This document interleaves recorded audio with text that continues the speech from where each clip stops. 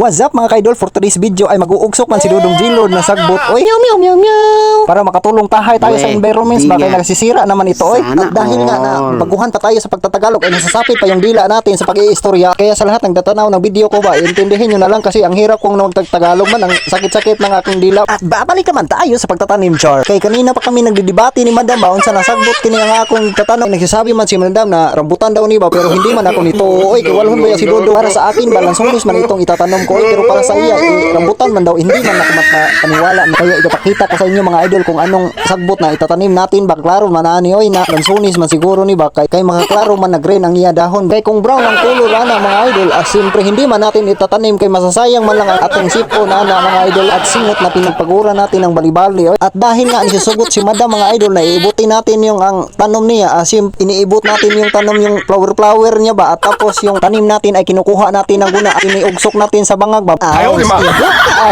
dahil nga hindi pa tayo makamove on sa bangag mga idol ba, kasi mahulog tayo sa feelings natin isa't isa, kaya bago natin itinanim mga idol, nilikit-likit muna natin sa ating mga kamay ba. At sarap pala nito kamayin oy. Sabi nga nila mga idol ba, is finger licking good. Natapos natin to hurim-huriman mga idol, at saka yung hinuktukan ng tubo ng atong mga tanom ba ay siyempre ilalagay na natin sa buho mga idol, at tapos tatabunan natin ng maraming yuta para maraming mga nutrients sa soil ba. Pero mga idol, magbigay muna ako ng tips kung paano makalaki ng maayos ito at saka mamumunga ng mga matamis na bunga. Una, magtanim ka ng buong puso ba na walang kalagot na sa imong kasing-kasing bitaw. Kaduha, magtanim ka lang, magsigi kang ngisi ba nga murag wala kay problema sa kwarta bitaw, nga wala kay utang diha nga gibayran. Og ikatulo, dapat energetic ka sa pagtanom nimo sa atong tanom ba niya, dili ka magsigig hinuktok diha sa imong mga problema bitaw. Dahil malapit na matatapos si Dodong ba, kinakain na siya ng maraming hakot diha oy. Nito lang pala ang technique mga idol ba kung paano ang simple na pagtatanim. Kaya kung kayo diha magtanim na rin kayo, kasi ang hirap ng ating environments ba, wala naman tayong ginagawa sa ating buhay kundi magmaritis lang. Kaya kayo dyan, magtanim na kayo, wag na kayong magmaritis.